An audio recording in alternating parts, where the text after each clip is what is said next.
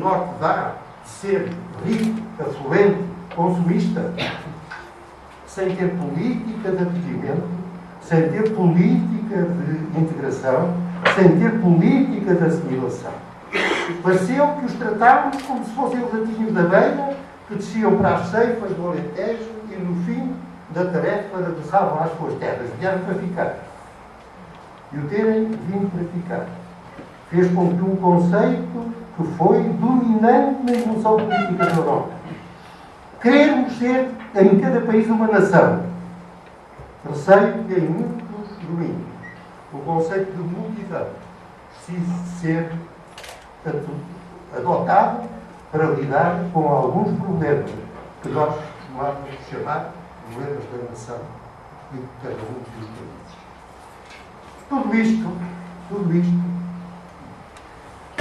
faz com que o desafio feito aos países europeus em geral, mas eu estou a falar hoje de Portugal, tenha uma exigência extrema, não apenas em relação àquilo que é a soberania e, portanto, o que é a independência em cada época, mas não apenas nisso, no que diz respeito à soberania, mas também à janela de liberdade que possa conseguir manter nesta programação de mudanças aceleradas, em que ele foi mais objeto de resultados de ações em que não participou, do que foi um participante no processo das decisões.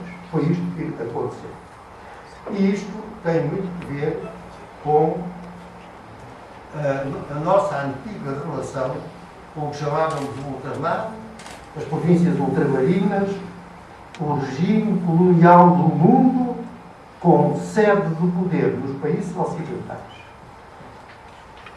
Nós todos, no Ocidente, fomos obrigados a acompanhar movimentos que, em alguns lugares, agregaram soberanias em espaços mais vastos, é o caso da Europa.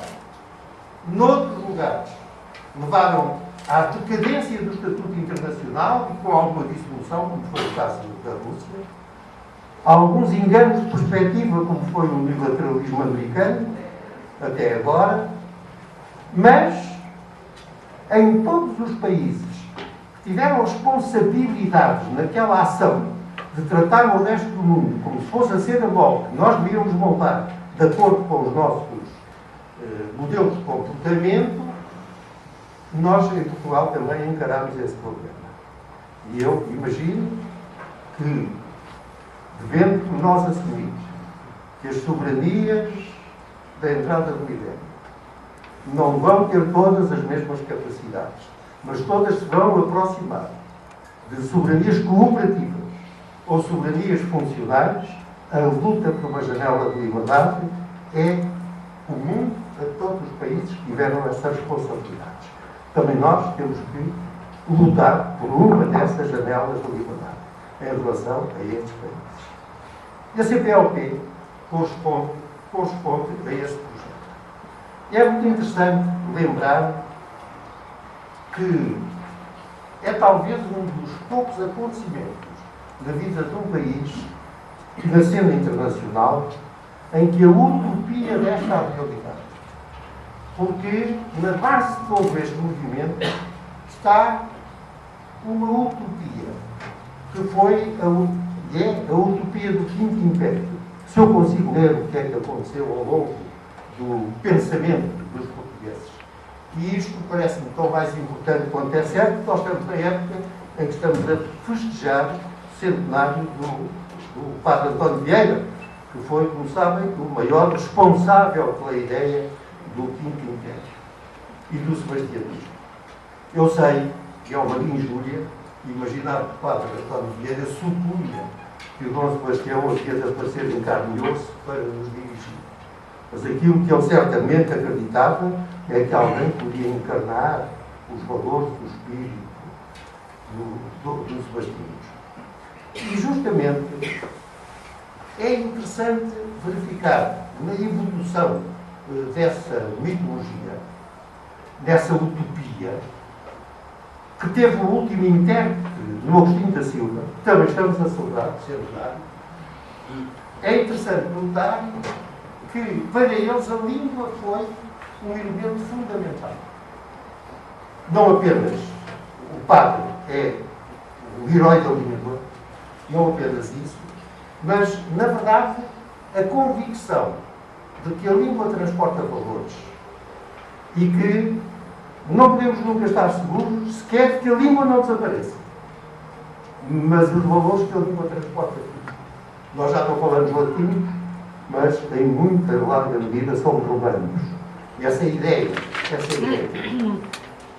E a organização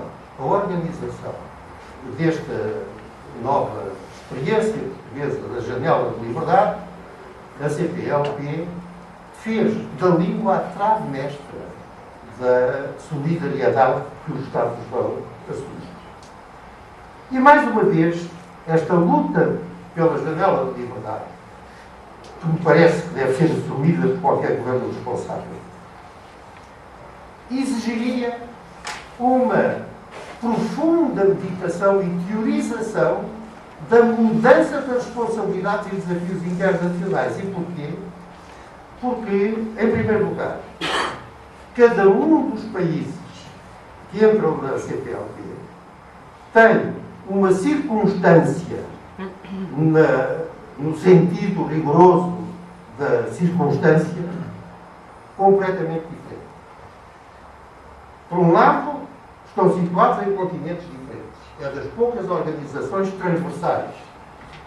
Em segundo lugar, nenhum deles pode deixar de pertencer a outras organizações plurais. É o caso de Portugal, para dar um exemplo. Não podemos deixar de pertencer à Europa. Espero que não deixemos de pertencer à NATO. Espero que não tenha viabilidade algumas propostas que começaram a ocorrer por razões orçamentais, no sentido de que a NATO deve desaparecer. Não podemos deixar de pertencer à NATO. O Brasil não pode deixar de pertencer ao Mercosul e acompanhar todas as integrações que se vêem no continente americano. Moçambique não pode deixar de entrar na comunidade britânica, porque é um território de serviço, porque ali está a sustentação da sua identidade e da sua independência. Timor tem que dormir com o inimigo, a Indonésia, e tem que resistir às ambições do outro vizinho, a Austrália, por ter acontecido aquela desgraça dos povos que é ter petróleo. E esta circunstância torna o desafio da definição do estatuto internacional de cada um dos membros, a começar por nós, extremamente complexo, porque nós temos que procurar harmonizar os nossos interesses específicos com os interesses comuns da União Europeia, os dela e os nossos com a CPLP. O Brasil fazer isso com o Mercosul e, por sua vez, também com os Estados Unidos, etc. A complexidade do tecido que se desenvolveu não tem, provavelmente, precedentes na experiência portuguesa. E tem, Portugal, uma coisa feliz.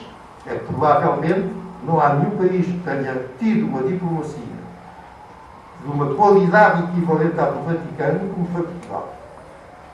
É o poder do sem poder. O poder do verbo, o poder da capacidade de negociar, o poder de invocar valores, o poder de compor. E isto não foi assumido. Não está teorizado. Precisa de ser assumido, precisa de ser teorizado. E porquê? Porque não está diante de nós nenhum daqueles mundos que já conhecemos no passado. E esta é uma perspectiva que a mim me parece, e não digo que pode ser ousadia destas, estar a afetar, por exemplo, o enfrentar da maior crise que estamos a enfrentar, que é a crise financeira e económica global. Eu tenho visto recorrer com uma grande esperança aos grandes doutrinadores do mercado. Mas lembro-me do Popper, no nosso Instituto de Estudos Políticos Eton Federal, quando nos chamou a atenção, depois de termos verificado todos os signos são brancos, se aparecer um cisne preto, deixamos de poder ser, todos são brancos.